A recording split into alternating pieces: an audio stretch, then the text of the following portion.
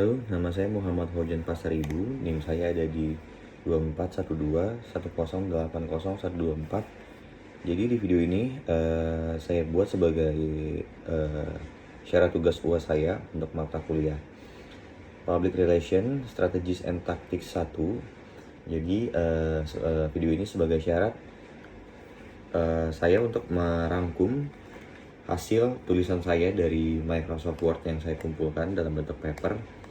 Saya akan menjelaskan beberapa rangkumannya, tidak full secara paper yang saya kerjakan, tapi sebagai rangkuman, yang mana video ini akan menjelaskan beberapa di antara 6 poin utama yang menjadi acuan pengerjaan tugas UAS ini.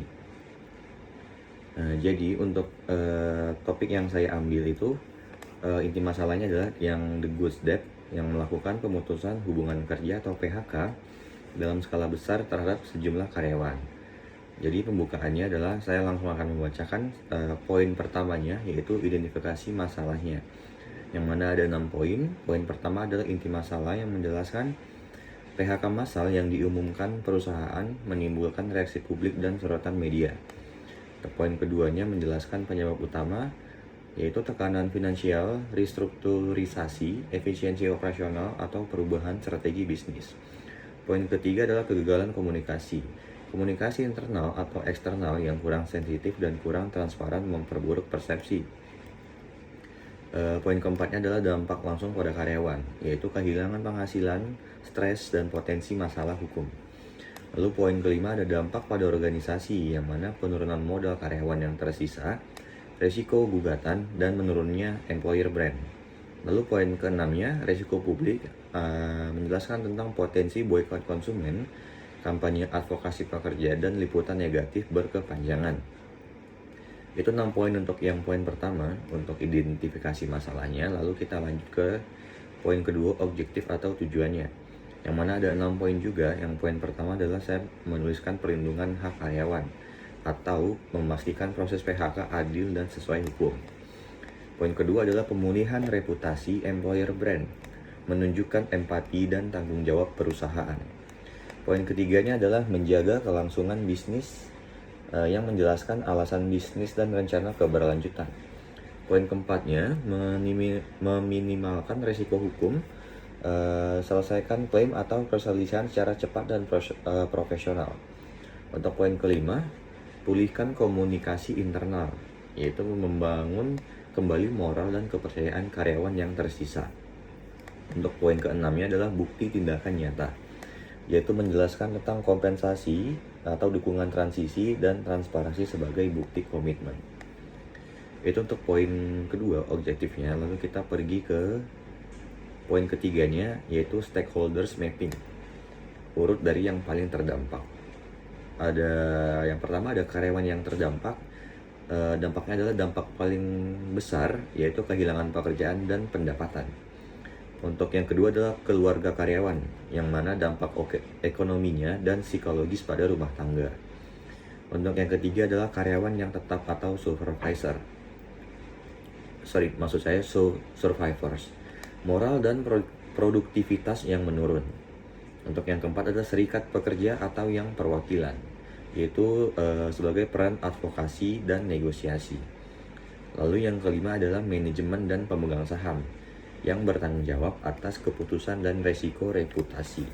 Untuk yang terakhir terdampak adalah publik eksternal, yang saya tulis sebagai pelanggan, media, regulator, mitra, investor, dan calon talenta. Berikut untuk poin ketiganya, yang stakeholders mapping. Lalu untuk poin keempat atau solusi PR, strategi dan taktiknya, saya menuliskan poin-poinnya adalah yang pertama respon awal, yang mana 0 sampai 7 hari itu adalah pernyataan resmi yang empatik dan faktual, internal notification dulu. Untuk kedua, komunikasi langsung ke karyawan yang terdampak, pemberitahuan tatap muka atau virtual, dan paket informasi yang diberikan sebagai hak terhadap karyawan. Yang ketiga ada hotline dukungan atau jalur khusus untuk karyawan, keluarga, dan media. Yang keempat adalah koordinasi hukum, memastikan kepatuhan ketenaga kerjaan, dan dokumentasi untuk mitigasi litigasi. Yang kelima adalah saya menulis komunikasi transisi, yang mana 1-4 minggu ke depan, yang mana adalah paket kompensasi, outplacement, pelatihan, dan konseling. Yang terakhir adalah pemulihan jangka menengah 1-12 bulan, yang mana isinya adalah employer branding, audit budaya, pelaporan transparan, dan monitoring reputasi.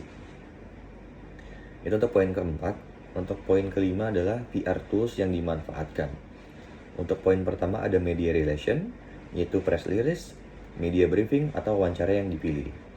Untuk yang kedua ada internal communications, email resmi, intranet, town hall, atau FAQ. Untuk yang ketiga ada digital and social media, pengumuman resmi, update, dan koreksi yang misinformasi. Keempat ada stakeholder letter, surat ke investor, mitra, dan regulator.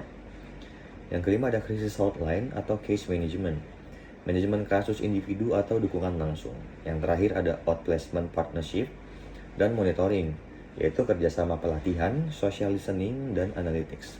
Dan untuk poin kelima, untuk poin utama yang terakhir adalah keterlibatan media, yang mana saya menjelaskan untuk poin pertama adalah prinsip keterlibatan, yang mana bersifat terbuka namun terukur, konsisten, dan faktual.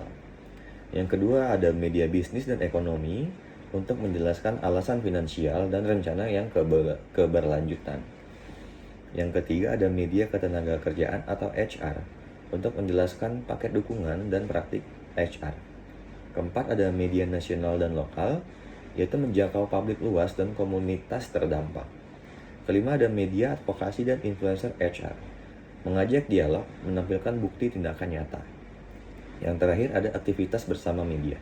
Isinya adalah press release yang terarah, briefing, wawancara one-on-one, feature human interest, operational aid, dan koreksi faktual. Itu adalah 6 poin utama sebagai acuan dalam tugas ini. Lalu yang akan saya tutup dengan beberapa KPI, yang mana KPI utamanya adalah waktu respons, persentase penerima paket dukungan, penempatan kerja baru, perubahan sentimen media atau sosial, skor kepuasan karyawan, dan jumlah klaim hukum.